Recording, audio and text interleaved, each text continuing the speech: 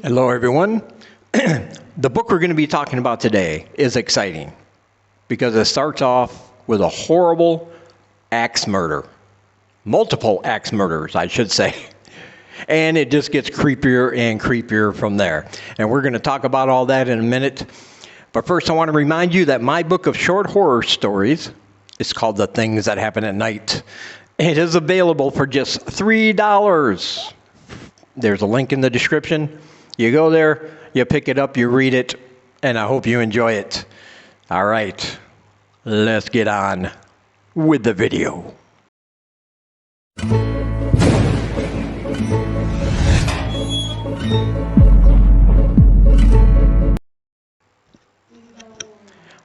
All right, so the book we're going to be talking about today is called Theme Music by T. Marie Vandelly.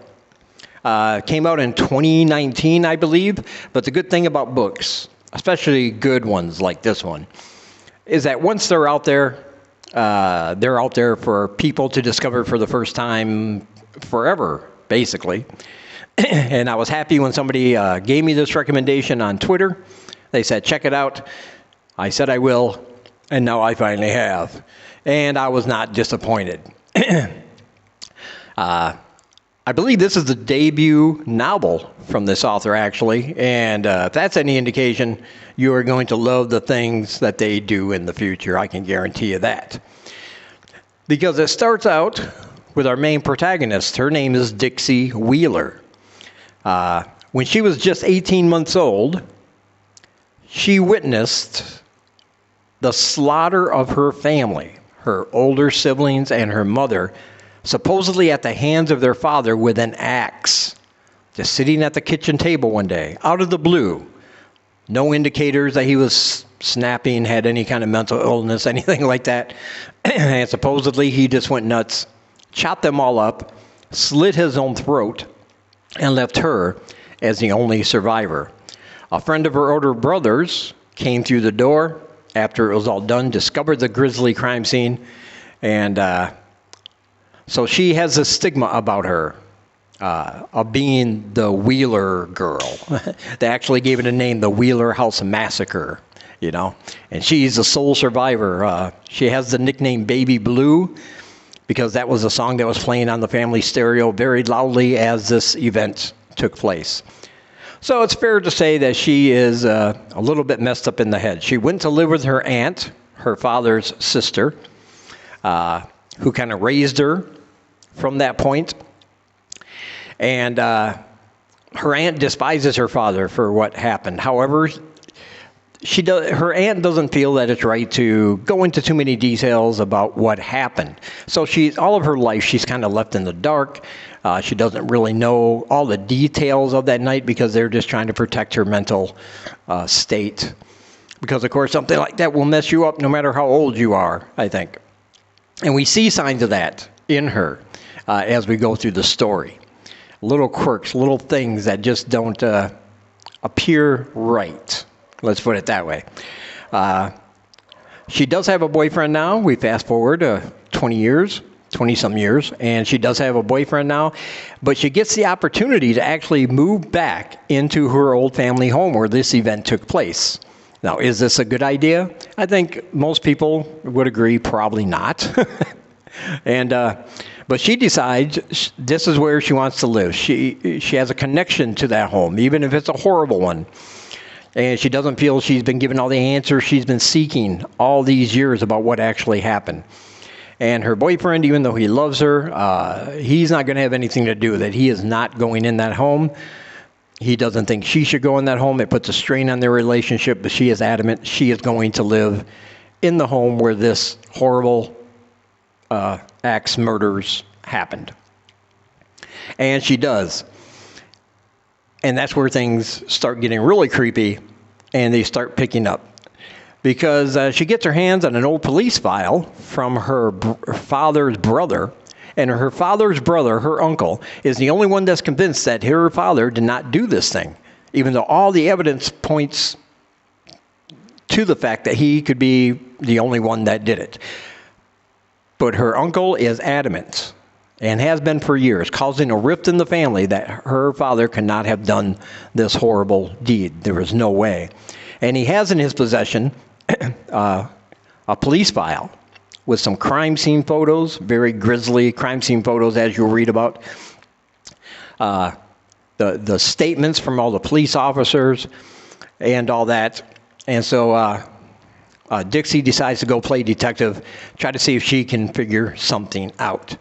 And then mysterious things start happening, not only inside the house where she hears scrapings, she hears footsteps, things keep moving around, doors keep going open that were once closed, all that good spooky haunted house stuff. But also dead bodies start piling up all around her. Bodies of people that she has interacted with, bodies that she might be connected to, even though she doesn't remember. She doesn't think she's a killer. She doesn't remember how these people actually died. But they're definitely all within her circle of people she has talked to, people she has interacted with. And anything that has to do with this case, these people wind up dead. And so throughout the book, we never know. We know she has mental issues in some regards. Some of those are true, actually. But we don't know if she's a murderer or not. And I love the character. She's a very well thought out character. Very feisty, obviously. She has a little bit of problems with alcohol. She probably drinks more than she should, but then again, after what she's been through, people forgive her for that because, well, if you saw your whole family slaughtered in front of your eyes, you'd probably be a little bit of an alcoholic too. But she has blackout moments and nightmares and visions of her family, all chopped up and grizzled, and they speak to her, and they tell her things, horrible, horrible things, especially her father, who is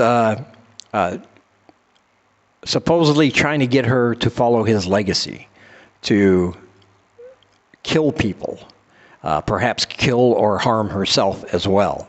And she can't get those out of her head. And so when she blacks out and has these visions or has these nightmares, and then she wakes up and somebody is missing, sometime later their body is found very close to where she lives, she begins to think she could actually be a killer. And that maybe whatever happened to her father is genetic, passed down to her. And she's kind of lost. She's kind of confused. There's not too many people you can confide this kind of thing in. And so she has to figure out what's going on. She has to figure out what really happened that day of the axe murderers that started the whole thing. And in doing so, she could be opening up a whole can of supernatural worms that maybe she doesn't want to. Maybe the truth will hurt her more than not knowing the truth. But that's the fun part about this book, because we never know who's going to live, who's going to die, and we never know who is doing the killing. Because sometimes the book might point to the fact, and all the evidence suggests that it's Dixie. But then there's the guy that rescued her all those years ago, or at least came across the crime scene, he says, a guy named Rory. And Rory has been in her life on and off all these years. It seems like he feels the need to protect her even later in life because they had this bond of kind of being in the same circumstances. He discovered the axe murderers. She was the only survivor. And but then we begin to get suspicions about Rory. Perhaps he is a killer. Perhaps there's something not quite right with him. And all these things are starting to build up and build up. This book is very suspenseful. This author is very, very good at building this story, leading us to clues, leading us to a couple answers, and then giving us more questions when we get there. And there's twists and turns throughout this book, especially one near the end when she finds out something about her father that kind of changes the whole game, really. And I'm not going to give that away, no spoilers, but it's a really, really good twist, and I always love a delicious twist in my books. But yeah, this book is filled with a lot of blood and a lot of gore, obviously. Axe murderers tend to do that kind of thing. But it's also a great mystery wrapped around not only the events of that night, but the events that are happening to her right now as she's investigating and trying to come to the truth. And it's captivating. It'll keep you fully engaged, and you'll keep turning the pages. It's a full-length novel, but it didn't feel like it. I read it in 2 days.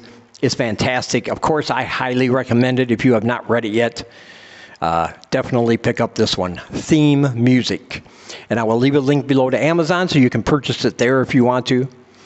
Also down below, I'll leave a link to my book of short horror stories, The Things That Happen at Night, available for $3.